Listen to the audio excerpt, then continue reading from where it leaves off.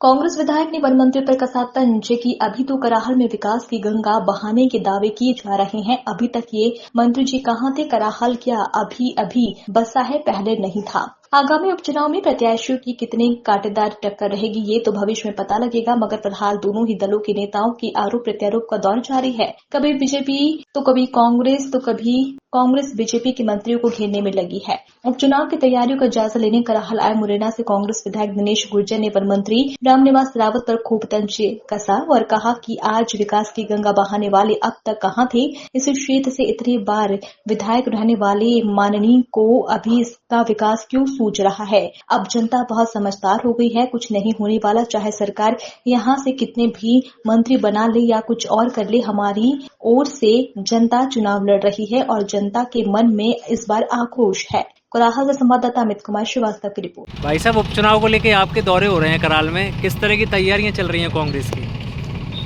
देखिए, तैयारी हमारी इस बात की है कि हम ऐसे लोगों को रोकें जो जनता के साथ विश्वासघात करते हैं, ऐसे लोगों को रोकें जो कराल क्षेत्र पर कभी ध्यान नहीं देते। भारतीय जनता पार्टी की 20 साल से सरकार और 20 साल के अंदर आज तक कराल क्षेत्र में कोई विकास या कोई ऐसी योजना नहीं आई बेरोजगार नौजवानों के लिए, गरीब लोगों के लिए, आदिवासी भाइयों के लिए, जिससे वो वहाँ से अपना जीवन यापन कर सके। एक मनरेगा माध्यम था जो हमारे केंद्र की सरकार में कांग्रेस में चालू हुई थी, तो उसको भी इन भारतीय जनता पार्टी के लोगों ने बंद कर दिया।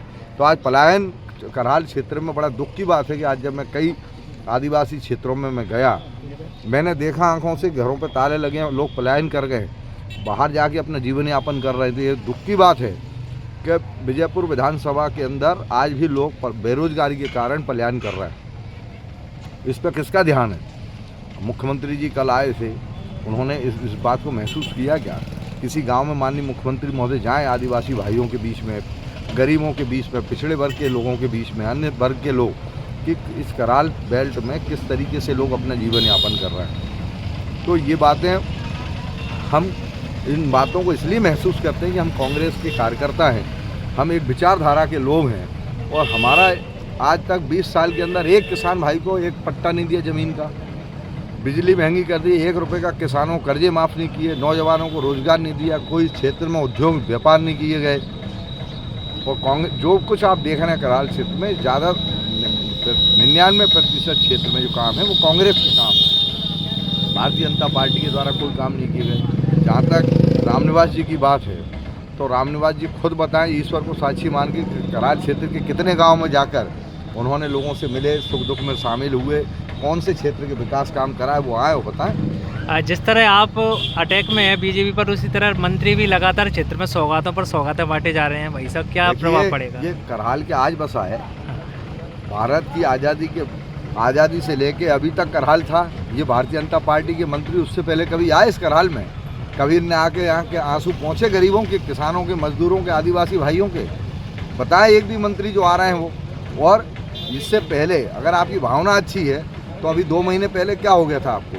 2 महीने पहले आते और यहाँ विकास और झूठी घोषणाएं करने के लिए चुनाव 1 महीने बाद ख़त्म हो जाएगा, 2 महीने बाद। या तो अगर वो खानदानी हैं और वो जो वचन दे रहे हैं उनका तुरंत शिलान्यास करें और तुरंत 24 घंटे के बाद काम चालू करा दें, हम मान जाएंगे कि वास्तव में उनकी भावनाएं ये विजयपुर क्षेत्र के लिए, कराल क्षेत्र के लिए अच्छी हैं। और अगर मात्र कोरी घोषणाएं, फिर उसके बाद में हमने कई मंत्रियों को देखा भारतीय जनता पार्टी के, उपचुनाव हो या वैसे चुनाव हो, आते हैं, लोगों को गुमराह करते हैं, और लोगों गरीब भोली भाली जनता को लगता है मंत्री हैं जो कह रहे हैं सही है, पर कहीं कुछ सही नहीं है। करेंगे कहाँ से? जो मंत्री जी जो घोषणाएं कर रहे हैं, मैं उनसे प्रश्न करना चाहता हूं कि जब आप करोड़ों रुपए का हर महीने कर्जा ले रहे हैं, जब आप पे मध्य प्रदेश में सरकार पर बजट ही नहीं है, तो ये घोषणाएं करके और झूठी घोषणाएं करके जनता को लूटने का काम क्यों कर रहे हैं?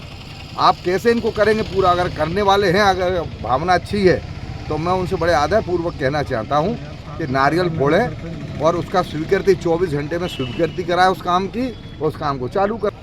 और इस समय मध्य प्रदेश के अंदर अधिकारी, कर्मचारी और पुलिस वालों में एक प्रतिस्पर्धा बन गई है। उनको ये लगता है कि हम बीजेपी का कार्यकर्ता बन के कौन सा ज़्यादा मेहनत करके दिखा दें। ये प्रतिस्पर्धा जो बन रही है दुर्भाग्यपूर्ण है, ये लोकतंत्र के लिए खतरनाक बात है और ये संविधान के खिलाफ है।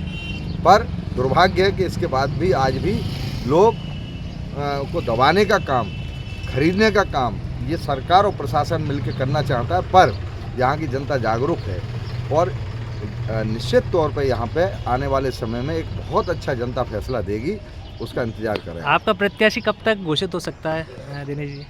जब हमारा जब ये आचार संहिता लग जाएगी, उसके बाद मंथन करके हमारे प्रदेश कांग्रेस के अध्यक्ष और हमारे प्रभारी और पूरे मध्य प्रदेश के सीनियर नेता बैठकर, प्रतिपक्ष नेता बैठकर हाईकमान से बात करेगा और बहुत जल्दी घोषणा कर दी जाएगी। कादिर विजयपुर विधानसभा में रेवड़ियों की तरह मंत्री पद बांटे जा रहे हैं, अभी और भी पद आ सकते हैं आचार संहिता से पहले, क्या कहते हैं? पद का कोई गरिमा नहीं है और विजयपुर और श्योपुर की जनता ये जानती है कि ये बरसाती मेंढक की तरह पद दिए जा रहे हैं, जो कुछ समय चुनाव तक टर करेंगे, उसके बाद में अपने बिलों में घुस जाएंगे और पर जनता का इनसे कोई फ़ायदा मिलने वाला नहीं है। जनता का फ़ायदा ये है कि मुख्यमंत्री जी ये मंत्री घोषणाएं जो कर रहे हैं तुरंत करें और 24 घंटे में काम शुरू करें। हम मानेंगे कि वास्तव में इनकी भावना अच्छी है।